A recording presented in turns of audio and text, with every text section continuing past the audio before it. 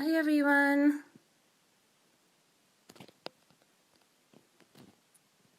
Hi Zooks.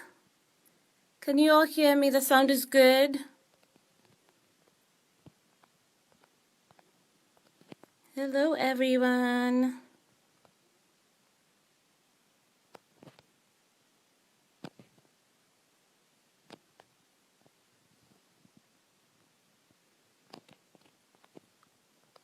Hello, hello, hello. Great, sound is good. We're just waiting for BC now, I guess.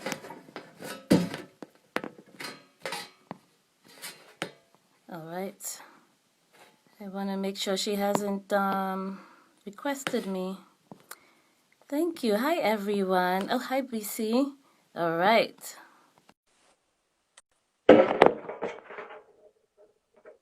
We're waiting for BC to join. Hope everyone is well. Hi BC. Hi, Ayesha. Technical Oh, difficulty. wait, Sorry cheers. about I've got it. mine right here. Cheers. How are you? Good. Oh, I'm I good. love those Thank earrings. you. I had to be I have to fab. find a way to steal them. Yeah. Well, I it's got so good to, who's yeah, a color. look at them. I love the color. I love the color. It's so good to see you. See you, my dear sister. How is the family? Can you hear me okay? I can hear Your, you, Jeff. your volume is a little low. I Oh, don't know if the others can hear you. Hi. okay. Is it sticking? Is it still there? Yeah, I Can you? can hear you. Okay. Ask the audience if they can hear you okay. Yes. Okay. Let's Can you see. hear? Can you hear us? Oh, we're the queens. Some of Yes. them are. I don't think I should be reading these comments. Apparently, they're Oh, don't infamous. worry. I'll help you with the comments. So if you read them, you'll be so distracted Oh because yeah. I saw. all our favorite authors are here just to troll you. But it's so good to have you on Afrolit Session 3. I'm so excited. I have just finished reading the book for a third time, The Goodness. 100 Wells of Salaga. So those of you who haven't read it, you need to get a copy and start reading. So maybe we can start, and you can just tell us a little bit about, why you wrote the book. We can have just a small discussion, and then you can go ahead and read whatever it is you have selected for us. So the 100 Laws of Salaga was born maybe in 20. Actually, no, it was born a lot earlier than that. When I found out about an ancestor in my family who was called a slave. And I was fascinated because I knew Ghana had this history with slavery, but I didn't realize how close to home it was. So this ancestor was said to be beautiful. We knew that she came from Burkina Faso, somewhere, Mali, Niger, somewhere there. She was Gruma. And we knew that she ended up at the Salaga slave market in the north. So all of these things were intriguing to me, and I tried to write it in 2012 as a girl going back in time to find out about her ancestor, but the book didn't want to be written that way. So I put it on the back burner, and I guess I started writing again maybe a year or two after that, and then just decided to put myself in the skin of this woman, and that's how the book came to be. Oh, wonderful, wonderful. So when you were writing, did you channel, first of all, did you find out a little bit about your grandmother's personality? And did you channel her into any of the characters? So I tried to find out about this woman by traveling up to Salaga and getting as much as I could, but nobody would talk to me about her. So I don't even know what she looked like, what she was like, nothing. I had nothing, just the slave. I didn't even have a name. Usually, names carry meaning. Like my name means alive, so I guess it means I'm supposed to be alive. I have a friend, her name is Fauzi. I'm shouting her out, and her name is Winner, and she wants to win everything. So even if I had a name, I'd have something to work with, but there was nothing, nothing except for her beauty. So what I did was I channeled the energy that I'd seen in my family. So her daughter, Imashetu, the woman I'm named after, was supposed to be a woman who took in all sorts of people. She even had a resident madman, Oh, and my wow. I know. The stories. My dad would go and visit her, and he'd be cooking, making meals, and she would let him, like she'd indulge him. And then my own grandmother, when I would visit, she was the sweetest thing ever. So I had all these snapshots from the women in my family, and then my own aunties as well, who are scattered all over Ghana. Some in the north, some in Kumasi. So I didn't see them all the time, but whenever I would, they would spoil me rotten. So it was really in putting together a composite of all these women's attributes that I was able to imagine what this woman would have been like. But also, she goes through these horrible things. So, um, yeah, it was a combination of what she could have gone through and the energy that was transmitted generationally. That Oh, makes sense. wow. Well, when you said something about even a resident madman, I remembered that in your book there is always a madman somewhere in, You know, you know, right. either singing or begging or something, but there was always a madman. Every Okay. book. Because I think this is something I'm stealing from my new book which is coming out. There's a scene where one of the women says, um, mad people are just in a different reality, or they've chosen to live in a different reality. And I think that's what fascinates me about them. Like they're just, when I talk about madness, I'm thinking of like people on the streets in Accra, who just really left the earth and in their own worlds. Yeah. And I, there's a I, woman here that she every day you can see her cleaning the place, burning rubbish, like cleaning the place. But that's her thing, and don't go and spark her. Like just don't touch her, because then she'll show you. But she's made it her thing to keep the place clean. So oh, that's wow. fascinating. Okay, so I'm just going to ask one more question and then we can go into the book if you like and Okay. read us what you would like to read for us. It's still about the book, but I was fascinated by the importance of Salaga. And can you tell us why Salaga was so important to the slave trade? So Salaga, for those who don't know, is a town, and I love to bust out my map. So here it is. Yeah, please. Bookmark my reading page so I don't lose it. Okay, just remind me, page 14. I have tons of bookmarks, but today I kept it away. So Oh, this is okay. what I think West Africa would have looked like before all the borders. So if you can imagine Ghana over here like this, and then her big bottom would be sticking out like that. Ghana has a big bottom like that. You people who like talking about bottoms on Instagram, here you go. So I saw. So Salaga is right here. And to orient you, there's Timbuktu and Jenny. I can't really see because it's inverse. Yeah, But I this is can Jenny see. and Timbuktu somewhere around there. Mhm, Bring it closer. mhm. Yeah, Jenny is here. And then Timbuktu is, no, that's Sokoto. So this is what West Africa looked like. And Salaga was sort of in the middle of, it was between sea and desert or Sahel.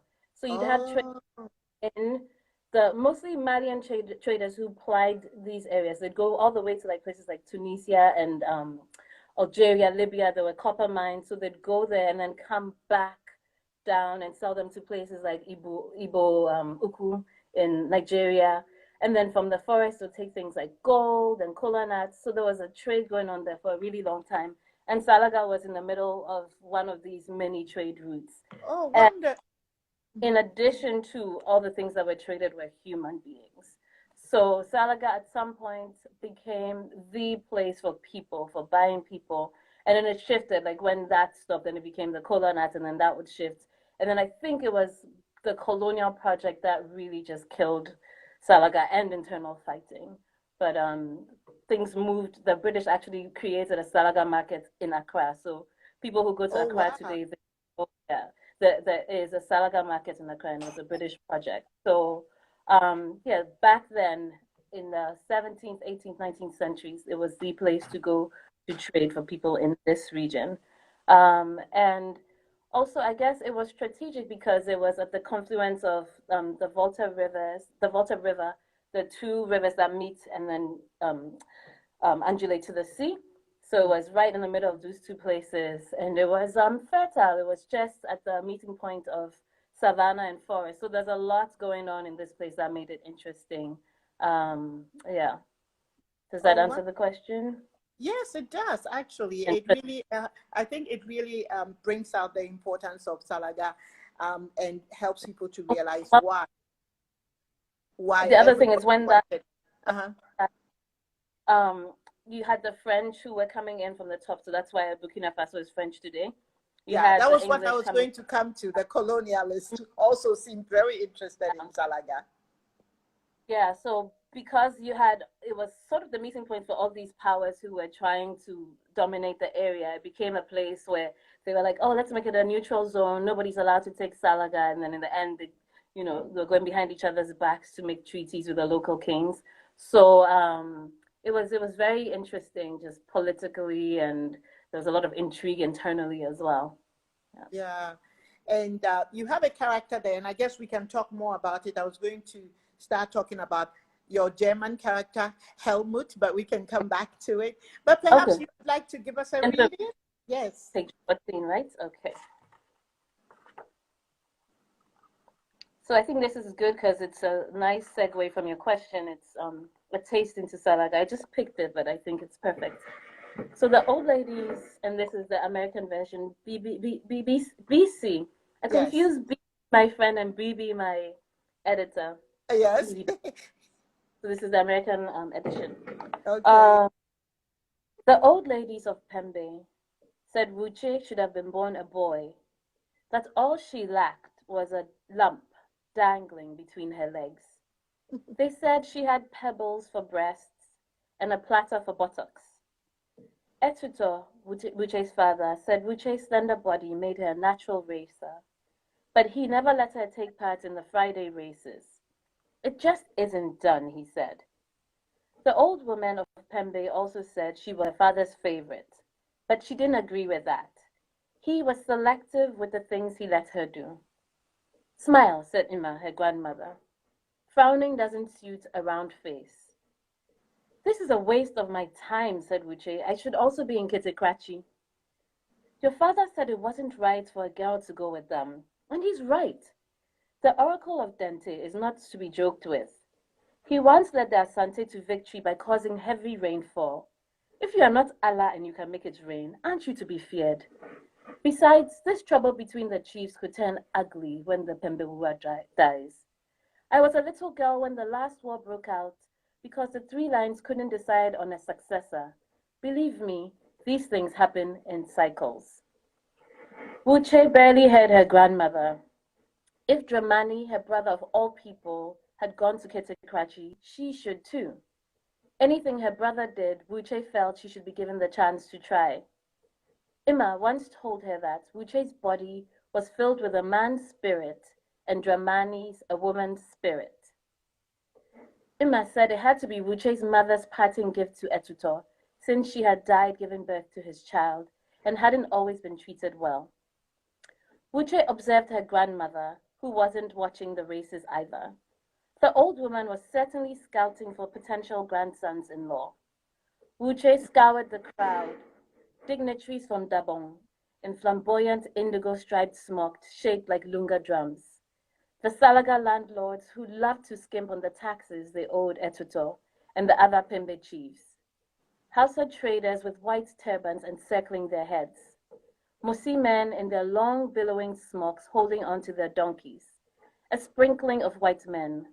Dom Francisco de Souza, the Brazilian who occasionally came up from the coast to buy goods.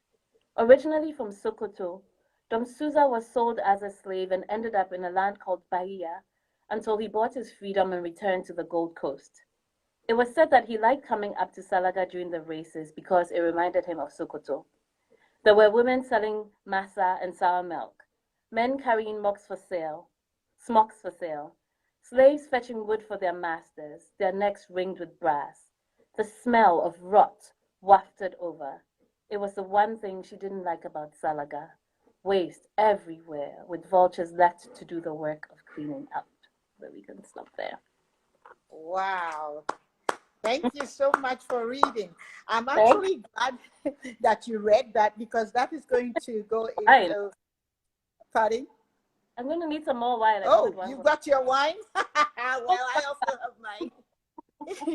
So listen, this is actually a very interesting point to start talking about the women's role in Salaga, particularly in the race, the part where you read.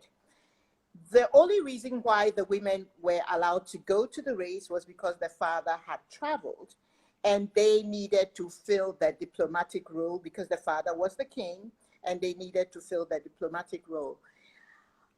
This is interesting because one would assume that in Muslim cultures, women did not have any important roles, but it would appear that in spite of the obstacles, women did have some important roles. I What don't do you know. think? I won't generalize about Muslim cultures, but I based Wuche a lot on Nana Asmau, who was a scholar, poet, amazing all-round woman from the early oh the jihad was 18 early 19th century, so like maybe late seven eight like late 18th into early 19th century, and she was a woman whose father let her, teach other women. She was a woman who gathered women together and also helped her brother in translation. She was fluent in Fulani, Hausa, Arabic, and there's a fourth language that escapes me now. But she was a woman who existed in a very conservative Muslim culture. Like her father was a person who waged a jihad because he thought people had gone wayward, like the House of Kings had gone wayward. So this is a woman in a conservative Muslim society, and yet she's writing poetry, she's teaching women. And then she also trained a bunch of women to go out and spread the gospel, so to speak. And the thing was to train women to be good Muslim women, to be good wives. So the character Jaji in my book, who becomes a mentor to Yeah. Wuche, she's also inspired by Nana Asmao. So there are stories of women who go out to do things that I guess our modern minds imagine that they couldn't do. And I think Islam is filled with a lot of women who are doers, and we don't hear enough of that story. We don't hear those stories because who is doing the telling of the stories, you know? Yeah.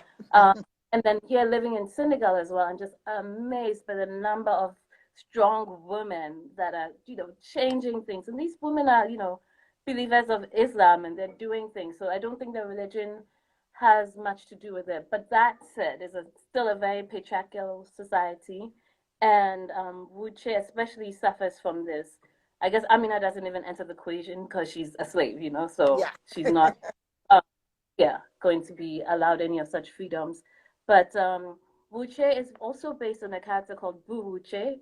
who I think from the 1700s, she led a group of about 300 men to safety. So there are all these stories, and because we are not the ones telling the stories, we get them in bit pieces, and like there's a story of Yasantua here and Zinga Yes. here, but I'm sure there are a lot more of these stories that we don't know about. So my job is to try as much as possible to unearth them and to tell the stories that are being hidden. Like this story of Nana Asmal was fascinating to me because as a woman whose ancestors come from that region of the world, because the Dagomba say they're maybe from Hausaland or from Mali, so I claim both. So she is my ancestor in a way, Oh, wow. intellectually. Um, she has a whole breadth of literature. She has a world of work, and yet there was this traveler to the region. I don't know if it was. I always misname him. He's just as well. I think it's Clapperton or some general or lord or something. Some British soldier visited her husband's court. He didn't even mention her. He was like, "Oh yeah, it looks like Mohammedan women are freer in this part of the world," and that was it. But Mm-hmm. no given all to the work she's doing. And so it was interesting and eye-opening that like this woman who really is prolific is just left out of this British man's write-up. And from that point, I decided to like anytime I'm writing to branch out as much as I can and to look in songs because a lot of our history lives in that, in songs and stories and the things that people choose not to talk about. So yeah, it is a conservative society, but there are stories of women doing things, and yeah. Oh yeah, you're absolutely right, and I'm looking forward to towards the end. I actually would like to discuss the sexual lives of these women with you, but for now, um, it seems that, as you said, everybody was interested in Salaga, and there seemed to be a really strong animosity. By the way, before I say all this, I forgot to acknowledge my Afrolit family. They are all here, and so hi everybody. I know you're there. I love you. I see you. I see your names there. So anyway, back to the Asante. Okay. There seemed to be this deep animosity towards the Asantes. Can you Mm-hmm. explain a little bit of the role of Asante in making Salaga, or the people of Salaga and Pembe, is that the pronunciation, feel I so could. strong against them? All of this is a work in translation. I think even the way we speak in English now, we're translating constantly, and Yeah, I don't yeah, think we realize this as constant translation.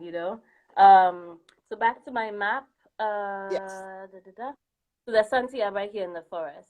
So the yes, Asante, most people call Ashanti, yeah. and that's a British. That's the British people, and they are lisping. Exactly. Shibboleth. Um, so I am Ashanti. Let me just put that out there. So Yes, yes, not bad mouthing them. I'm half Ashanti, half Dagumba.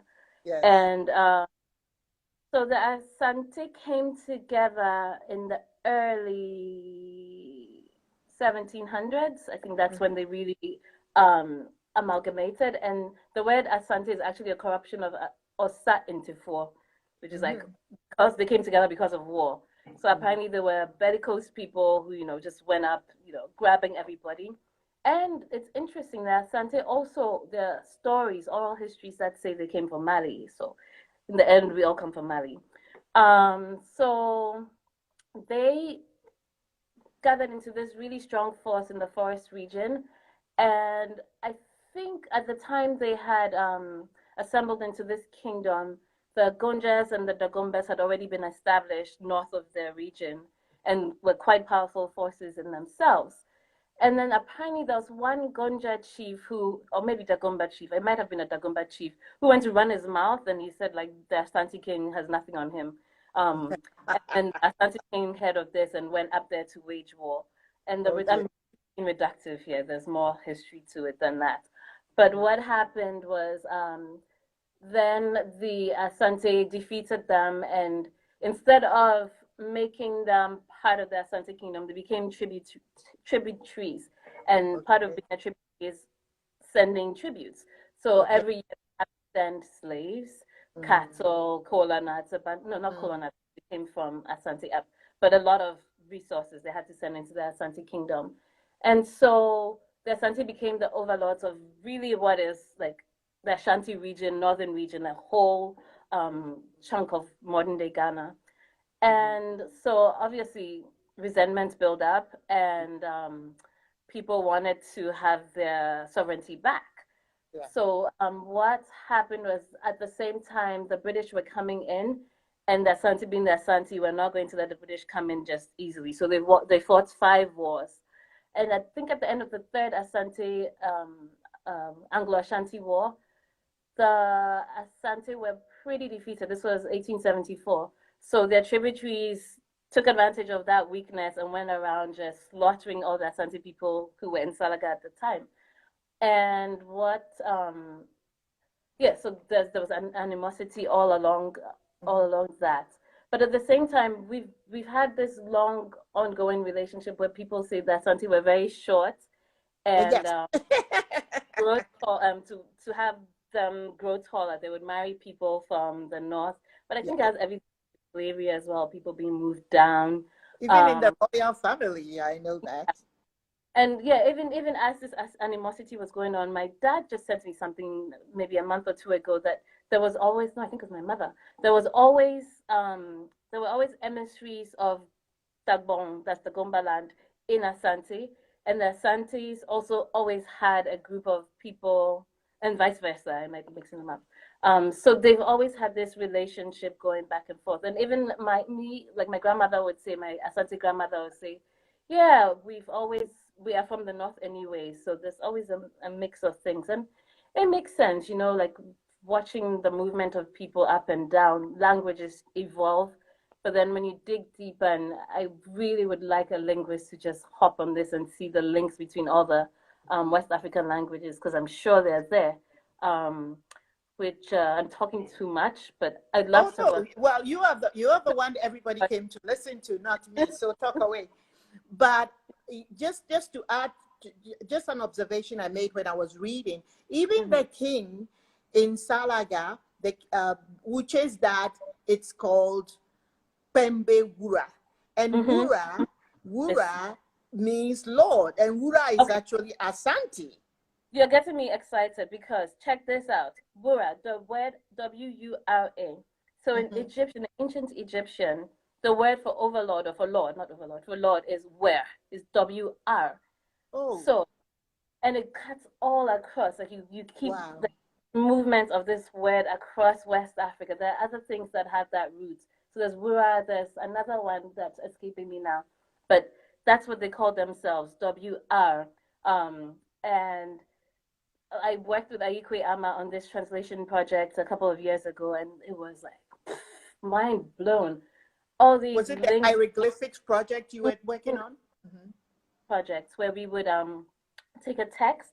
So I came to show and tell. We take a text, an ancient text, and then we'd learn hieroglyphics. It's a lot of dictionary work, taking dictionaries, and then we translate them into English.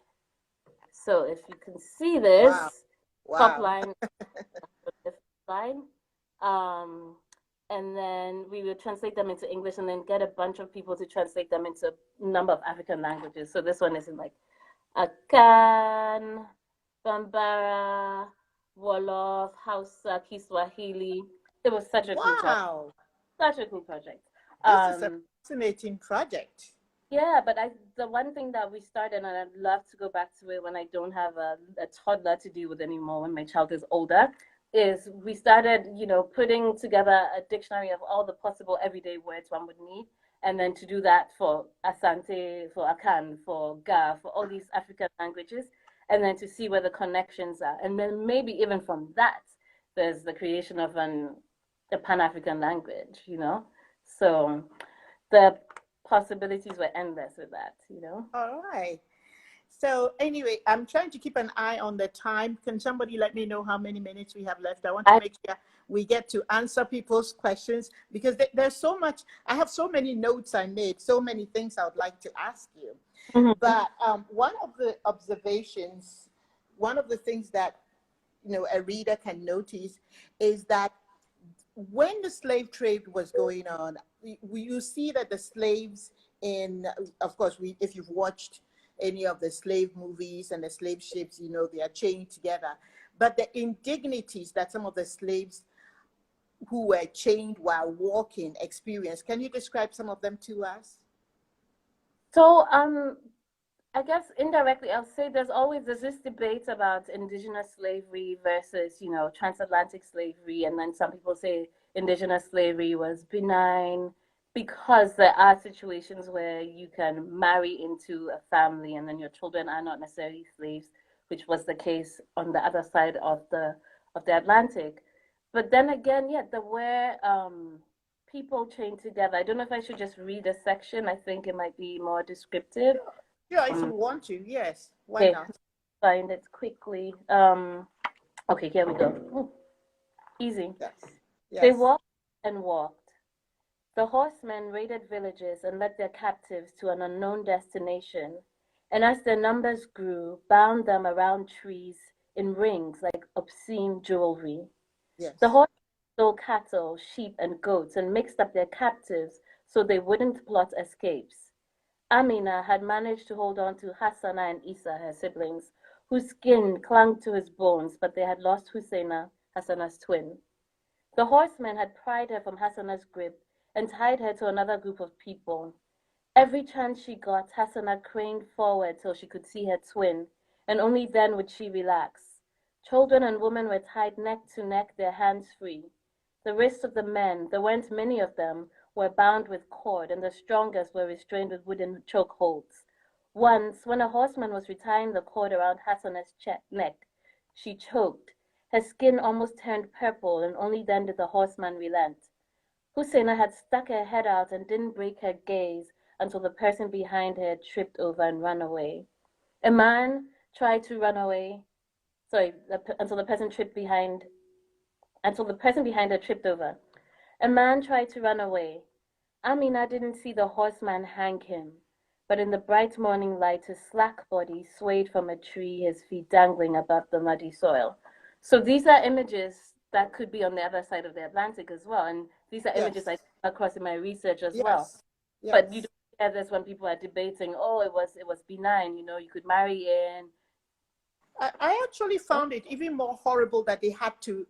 What do you think about this? Because you wrote that the women, or not just the women, but everybody had to time the time that they would use the bathroom. See, if they were going to defecate, they had to plan to defecate at the same time because they changed. That was interesting.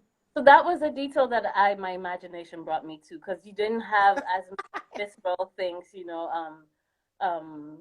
to go by. But I think there's a book by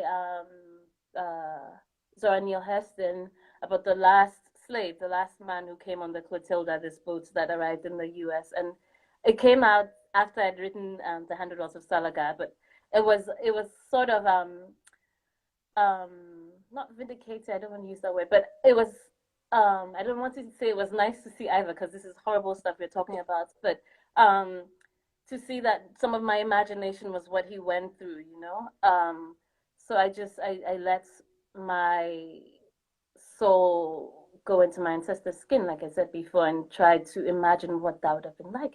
Just imagine, And also, can you discuss a little bit about depression? It seemed your because of what was going on, there seemed to be a lot of people suffering from mental health. Can you address that? Even kings. The person who goes through this a lot, and he goes into his room and he describes it as also being in a well and just being stuck in a well for days and days and days. And it was also a nod to Murakami, whom I really enjoy, a Japanese writer.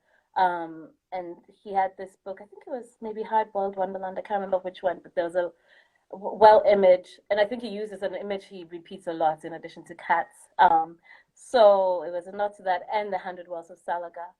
But I think mental illness is something that has existed with people for forever, and we've only begun to start talking about it, especially in African literature. So I wanted to dig at it. I don't think I go in depth, but it's also just talking about how these are everyday situations that people went through. And then in my own family, there are instances of people going through things like that. And even as a person, there are moments when, all is not right. And it's human. So I wanted this book to be human and have touches of everything. So Uche's father, he goes in and out. And eventually, I think that's his undoing, that his heart is broken and then it just begins to spiral for him. And I took a bit of creative license. There was a man who was, I guess, a usurper, because that's what Uche's father is. And his end, I think he poisoned himself at the end, but I chose a different end. Yeah. So how you get to that point, how you end up at that point was what I wanted to also look at. Yeah. Well, so I'm going to switch on you a little and talk about sex, but in talking about that, we will be talking about the lovers, the love interest of Uche, who is Moro, and then she has another love interest eventually, which was not so emotional, as you know. But here's the thing that I noticed. There is so much sexual frustration in the book. Come on. There is plenty of eating. I don't know how many types of tools, and maza, and blah, blah, blah. But when it came to sex, Amina, now, can you help us to understand this? Amina is taken when she's, a teenager? And then you know, fortunately for her, even when she goes through molestation, and I will not describe it and let people figure out, you know, go read for themselves, she is left, her virginity is left intact. She is not violently raped or anything of the sort. Tell me why we didn't see her go. I mean, her fingers never went through her legs or anything of the sort. She never tried to feel her. I had a like that, but I Was think she it got. alive? Yeah. I think it got cut. I think you know how what it's like when you're on the editing table. At some point, things get out of there. But I remember there was a scene with Amina in a mirror that didn't make the cut, where she's exploring her body. This is before the raiders come to her house, where she's exploring her body. She's Uh-huh. wondering why, you know, she's wondering why her body feels the way it does. But then Yeah. after that, she I mean, gets in. there is that scene in the when the caravans come and that man, you know what Yeah, happens, and also we know she feels something, but we just wondering whether I was wondering whether it was deliberate. Now I know it was cut, uh, and I, a pox on some of these editors. yeah. Also because we wanted to, I think we wanted to get to the scene where she loses her family quickly because like there was a lot of build. You know what it's like when you're building a world. You find out everything and everything about your characters, but not everything makes the cut. Yeah, Uh, I was. Good for me to know that, to write that. And Amina is a woman who is considered beautiful, and she has this unwanted male attention as well. Um, why she doesn't lose her virginity, I don't know. I don't know. Oh I'm telling no, you, she's I'm writing. sorry. I may not have expressed myself well. I didn't mean her losing her virginity. I'm glad that she didn't lose her Mhm. virginity. I think what I was thinking of was, you know, you describe where she has a crush. There's a Yeah. conflict. There's this man that she doesn't like, Moro, because you know Moro is That's part of. Well, I don't fun. want to give spoilers away, but she Hmm. has a reason for really disliking him, and at the same time is attracted to him. So I'm talking about when she's adult. I Okay. wondered whether, do you think that she had fantasies that what Yeah, I she was. is a daydreamer. She is a daydreamer. So she does have that. But I think there's this thing that happens. It actually happens where you get tunnel vision. Like imagine when you can't eat, all you think Uh, about is when you don't have money, all you think about is money. So I exactly. mean, how am I gonna get? How am I going to get out of this? So it was tunnel vision. You know, I need Yes. to get out of here. Not, I'm not even gonna think about my heart. I just need Exactly. Yeah. to get out of the situation. So I think it was that. But I was gonna go back to the idea of virginity, and I'm a writer. Some people say, no, no, you're in control of your characters. Why do you say this? But I genuinely believe that when I'm writing, I'm almost possessed and I'm almost out of body at the same time. And it's so crazy. Like when I'm writing, all the universe conspires and everything is leading into the book. Like everything. There's a scene in this book with a dog. There's a black dog, a brown dog, and a white dog, and it's sort of mirroring Wuche's love triangle. Yes. Everything. I was going to say that even the dogs were On getting the it on. I was on the beach, sitting on the beach, and these dogs just came and showed me this scene, and I was like, wow. So I think there is power in creation, and once you are in this job of creating, if you let yourself get there, the universe is working for you. It's like all the Yeah. elements are there, and it just there's just this synergy that brings all the elements together. So the things that I don't control, and I'm a super planner and a person who is a control freak, and still, you know, they take Yeah. over. Yeah. So do you think that when Uche buys when Uche and Amina finally do, you know, do come together and meet, Wuche, we get the impression that Wuche, because of her very nature being a bit masculine, we get Mm-hmm. the impression that she is attracted to Amina in Mm-hmm. a sexual way. Did you ever consider, and I think you've answered the question actually, letting the characters take over and all that? I kind of, one reader actually wrote to me after reading this, because they knew Mhm. I was going to moderate. Somebody wanted to actually have me ask you that, did you Nope. consider having a scene like a la Emmanuel, where the mistress commands her to come and then have her way with her, so to speak, or Mhm. what? No. And it would have been nice and titillating to write, but no, it just It would have distracted, right? I yeah, and they didn't go there. They, like Wuche, she has her thing when she's a child, with another girl, Yes, and that was a big thing with this girl called Fatima, and it yes. was a image for her. And Fatima is a person she fantasizes with on her wedding night. But with Amina, I think Wuche just was almost protective of her, like wanted and Mm-hmm, needed her so badly. She mm-hmm, didn't maybe she didn't want to give Amina any reason to run away, you know, mm-hmm. because that would probably have sent Amina like, okay, I really, really need to go. Like, what is this? Yeah. Um, whereas Wuche needed her to take care of her child. She needed her to stay grounded. She needed her to just be like that mother figure that she never had. Mm-hmm. Um, you know, I think that's one of the things that's subtle. Like Amina is quite motherly and she takes care of Mumpini and Yeah. she's the one who's running their business. They have a business at some point, and she's the one who's doing all the hard work and Uche, reaps the benefit. But she needs Amina. She really does. Yeah. So I'm going to ask some of the questions before they start complaining. There is our resident youth who would like to know, Remy the Quill would like to know how much a character called Troy would fetch on open market. The market is not You, open. you don't have to answer that. Although I've been thinking about getting a second husband. So Okay, Troy, you hear her. She's looking for a husband, a second husband. So Zukiswa has the question here. How is, here's the thing actually. Oh, I actually know someone from Timbuktu and also from Salaga, but no one from CAR. Does Ayesha know anybody from the Central African Republic? I have friends, you guys. Come on, who's making fun of? Okay, so here's a question from Spain from Federico.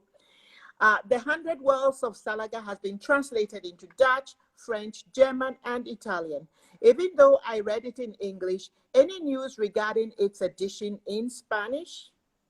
He should translate it. He's a translator. He translated me into Spanish for the first time. Federico, please take this project. I want to be translated into as many languages as possible. That's a dream. So, Oh, okay.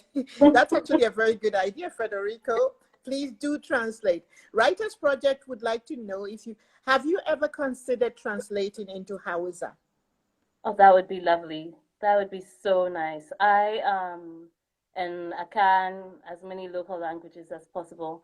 I only read Ga, to tell you the truth, which is a language I don't speak so well. So this is a project that somebody else would have to take on. Hausa is a language that I grew up hearing, and I tried to learn, but I lived in Accra my whole life, so Mm-hmm. it's such a pity that I can't speak it or, read it or write it at all. So, but So that's wonderful. So Troy would like to know which one you prefer, Uche or Amina? so Wuche is probably the closest to me in spirit, but I would like to be more like, sorry, Amina is the closest to me in spirit. Yeah, I was We're going to say. in very interior people. And I would like to have Wuche's badassery. I would like to be a badass. Okay. So I'm looking just literally, I went to the beginning. Okay, who is telling the story? Pure wisdom. Oh, no, that's Remy saying something. I'm not quite sure. It's not actually a question. So I'm looking for questions. There are questions here, but they're actually directed at fellow audience, There. trolling one another. So if your question has not been asked, kindly repeat it. I'm going through it. Oh, Remy wants to know. So Remy says, you are Ashanti. You made a dope song with Ja Rule. Who in the world is Ja Rule? Comment.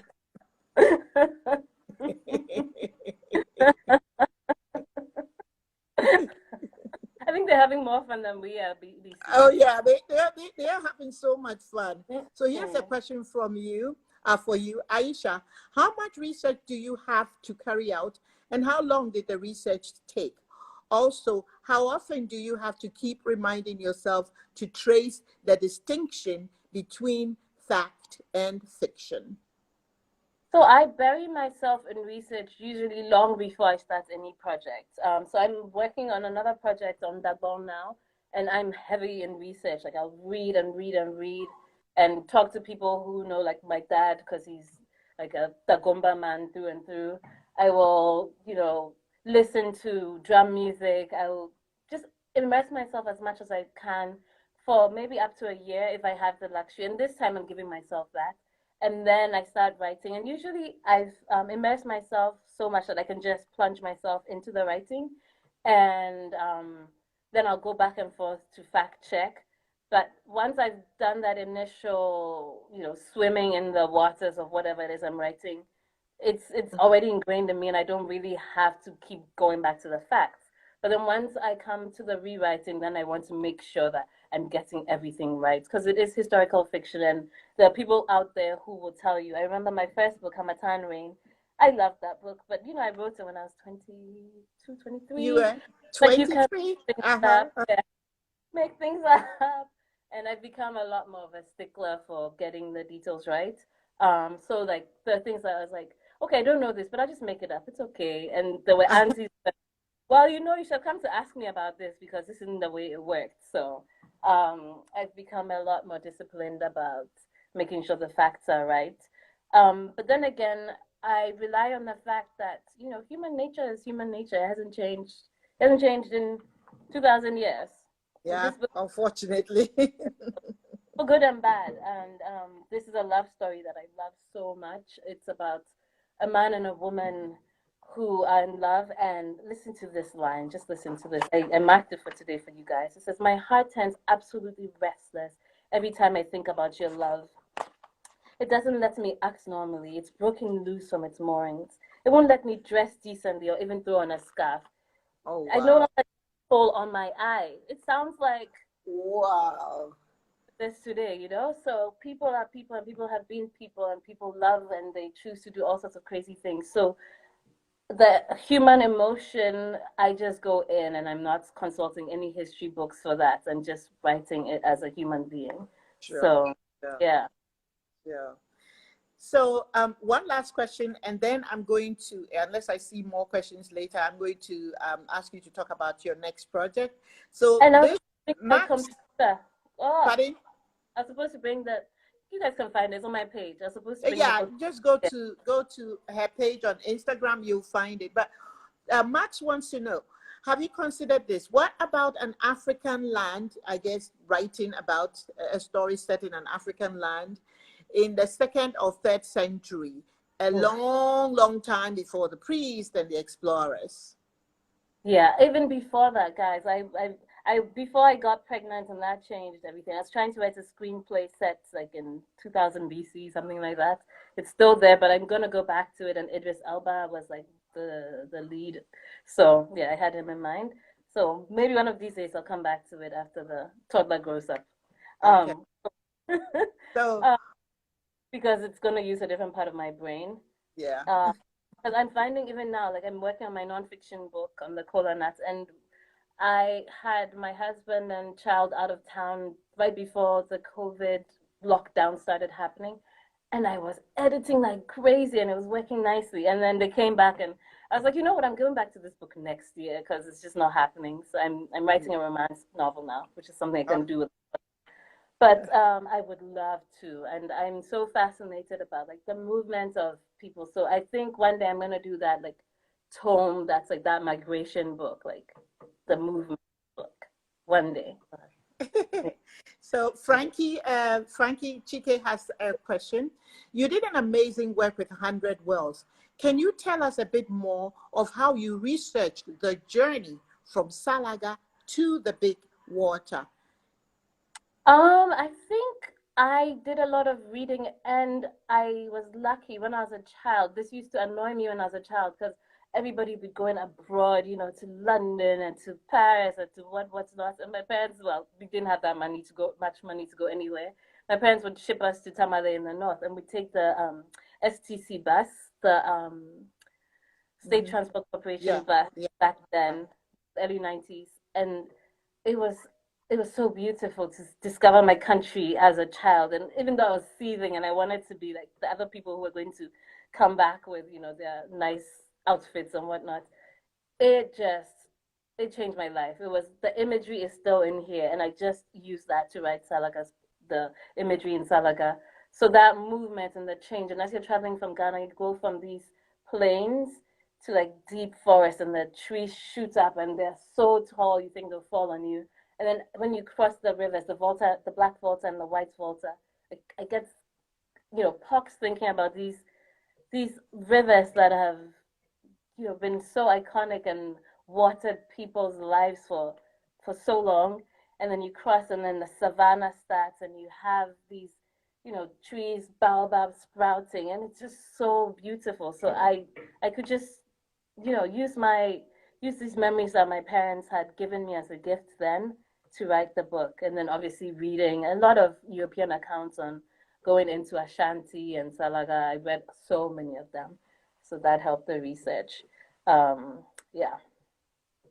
That's really wonderful. Just before I forget, remember that if we are about to end, that you save to IGTV. Okay. Yeah. So I don't know how many minutes we have left, but I will go back because I still have a lot of questions. I wanted to make sure that they, oh, oh, okay, Abubakar just wants to borrow my glasses. Okay. We have a lot of compliments here. Zukiswa wants to know, where did you get your earrings? And what's your facial skin? Where, Yeah. where did you get those earrings? And what is your facial skin research? Mind you, I mean, you do look very chocolate. I imagine that a lot of people would like to lick you right now.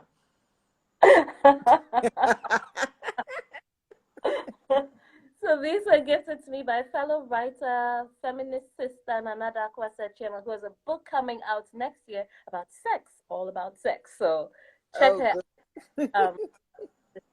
And I don't do anything to my skin. This is thank you ancestors. Thank you. I just wash it and then shea butter. So thank you for the compliments. So Yeah. Natasha has a question here. Did you weep some days? And do you use this pain to crystallize your character's emotion? Definitely. That's a great question. And I think, yeah, once I get going, once I'm in that space where I'm sitting with my ancestors, sitting with the people I'm writing about, like all the emotions come, all of them. You're laughing 1 minute, crying the next, and seeing all sorts of things. And yeah, writing is something else, huh? You get to live so many lives as a writer, so many lives. So. Yeah. There's another question on slavery, but I think you have um, you have answered them all. So please save. I'm sorry that we didn't finish everything, but you're just very quickly. You need to save to the stories very quickly before we lose you. But Ayesha, you have a book coming out, and it's an offshoot from 100 Worlds of Salaga. So thank you so much for being with us. Thank you, BC. You're amazing. We love All right, you. Mwah, mwah, mwah. love you guys. Yeah. So I do this, right? Save it. Save to IGTV, please. Um, Okay. Do that remember, I now. sent you something. I think when you click save, you When I probably have. yeah, that's